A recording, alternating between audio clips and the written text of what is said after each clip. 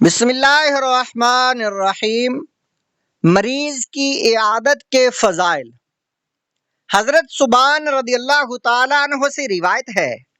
انہوں نے کہا کہ رسول اللہ عز و جل صلی اللہ تعالیٰ علیہ وآلہ وسلم نے فرمایا کہ مسلمان جب اپنے مسلمان بھائی کی بیمار پرسی کے لیے جاتا ہے تو وہ جب تک وہ نہ لوٹ جائے برابر لگاتار جنت کے میوے چنتا رہتا ہے۔ اس حدیث کو مسلم نے روایت کیا ہے اور مشکات جلد نمبر 1 صفحہ نمبر 133 پر ہے۔ حدیث نمبر 2، حضرت علی رضی اللہ تعالیٰ عنہ سے روایت ہے، انہوں نے کہا کہ رسول اللہ صلی اللہ علیہ وآلہ وسلم کو یہ فرماتے ہوئے سنا میں نے، جو مسلمان کسی مسلمان کی بیمار پرسی کے لیے صبح کو جاتا ہے تو 70,000 فرشتے شام تک اس کے لیے رحمت کی دعا کرتے رہتے ہیں، اور اگر شام کو بیمار پرسی کے لیے جاتا ہے تو 70,000 فرشتے صبح تک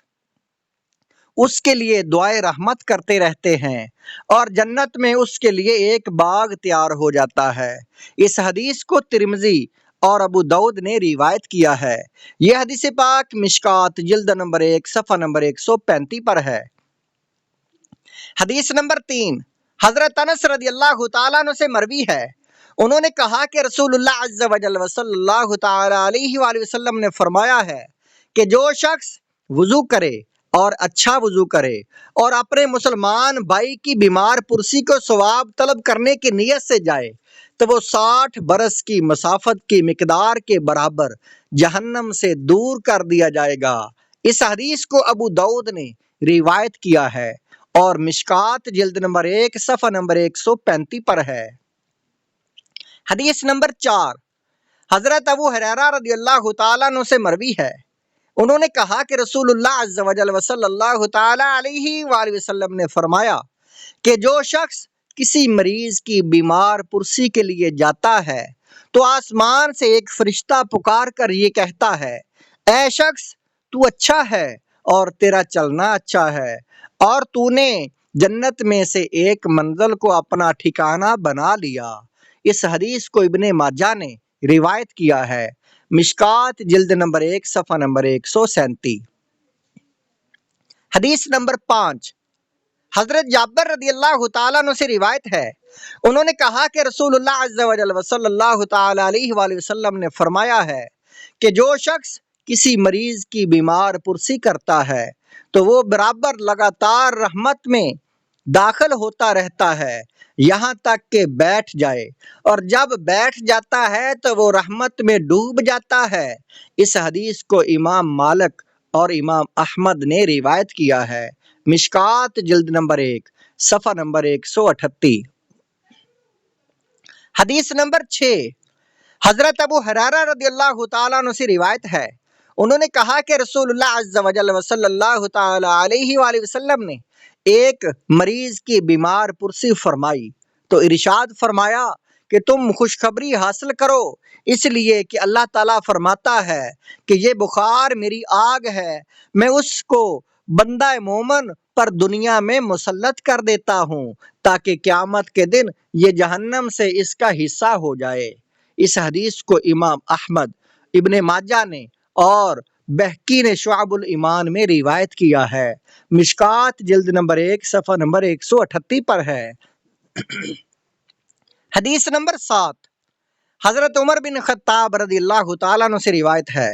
انہوں نے کہا کہ رسول اللہ صلی اللہ تعالیٰ علیہ وآلہ وسلم نے فرمایا ہے، جب تم کسی مریض کے پاس داخل ہو تو اس سے کہو کہ وہ تمہارے لیے دعا کرے، کیونکہ اس کی دعا فرشتوں کی دعا کی مثل ہے۔ اس حدیث کو ابن ماجہ نے روایت کیا ہے، مشکات جلد نمبر 1 صفحہ نمبر 138 پر یہ حدیث موجود ہے۔ حدیث نمبر 8، حضرت ابن عباس رضی اللہ تعالیٰ عنہ سے روایت ہے، انہوں نے فرمایا کہ بیمار پرسی میں مریض کے پاس تھوڑی دیر بیٹھنا اور شور کم کرنا یہ سنت ہے۔ اس حدیث کو امام رزین نے روایت کیا ہے اور یہ حدیث پاک مشکات جلد نمبر 1 صفحہ نمبر 138 پر ہے۔ حدیث نمبر 9، حضرت انس رضی اللہ تعالیٰ عنہ سے روایت ہے، انہوں نے کہا کہ رسول اللہ عز و جل صلی اللہ تعالی علیہ وآلہ وسلم نے فرمایا، بیمار پرسی اونٹنی دھونے کے وقت کی مقدار کے برابر ہے۔ اور حضرت سعید بن مسیب کی مرسل روایت میں ہے کہ بیمار پرسی کا افضل طریقہ یہ ہے کہ بہت جلد مریض کے پاس سے اٹھ جائے۔ اس حدیث کو امام بہقی نے شعب الایمان میں روایت کیا ہے، مشکات جلد نمبر 1 صفحہ نمبر 138۔ حدیث نمبر 10، حضرت شداد بن اوس اور حضرت سنابہی رضی اللہ تعالی عنہما سے روایت ہے کہ یہ دونوں ایک مریض کی بیمار پرسی کے لیے گئے تو ان دونوں نے مریض سے پوچھا کہ تم نے کس حال میں صبح کی؟ تو اس نے کہا میں نے نعمت کی حالت میں صبح کی۔ تو حضرت شداد رضی اللہ تعالیٰ عنہ نے فرمایا کہ تم خوشخبری حاصل کرو کہ گناہوں کا کفارہ ہو گیا اور خطائیں معاف ہو گئیں، اس لیے کہ میں نے رسول اللہ عز و جل صلی اللہ تعالی علیہ وآلہ وسلم سے سنا ہے کہ اللہ عز و جل فرماتا ہے کہ میں جب کسی بندہ مومن کو مبتلا کرتا ہوں اور وہ اس ابتلا پر میری حمد کرتا ہے تو وہ اپنی اس بیماری کی خوابگاہ سے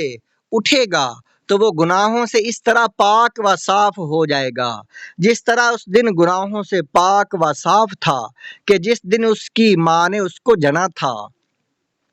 اور رب تبارک و تعالیٰ فرماتا ہے کہ میں نے اپنے بندے کو مقید اور مبتلا کر دیا ہے، لہٰذا اے فرشتوں اس کے نامہ اعمال کو ویسا ہی جاری رکھو جیسا کہ اس کی تندرستی کی حالت میں جاری رکھتے تھے۔ اس حدیث کو امام احمد نے روایت کیا ہے۔ یہ حدیث پاک مشکات جلد نمبر 1 صفحہ نمبر 138 پر ہے۔ مطلب یہ ہے کہ تندرستی کی حالت میں بندے کے نامہ اعمال میں جتنے اعمال درج ہوتے تھے، فرشتوں کو حکم ہوتا ہے کہ بندہ اگرچہ بیماری میں کوئی عمل نہیں کر سکتا مگر اس کے نامہ اعمال میں وہی سب اعمال درج کریں جو وہ اپنی تندرستی کی حالت میں کیا کرتا تھا۔